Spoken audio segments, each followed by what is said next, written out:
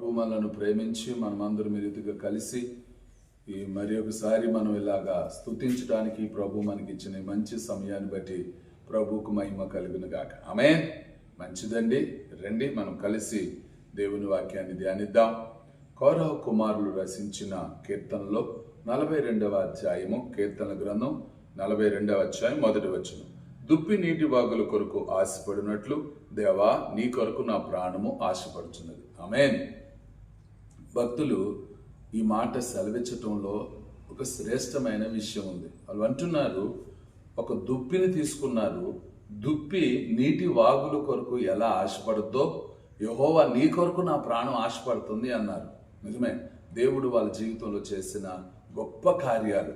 ఎందుకంటే తండ్రులు దేవునికి అవిధేయులై తప్పిపోయినప్పటికీ పిల్లలుగా నిలబడి మాకు దేవుడు కావాలి, దేవుని సన్నిధి కావాలి అని వచ్చి బలిపీఠాన్ని పట్టుకొని క్షమించబడ్డారు, శిక్ష తప్పించబడ్డారు.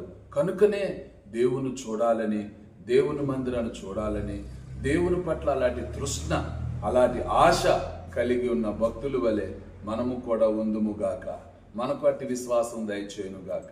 మనల్ని అట్లా దీవించునుగాక. ఆమేన్.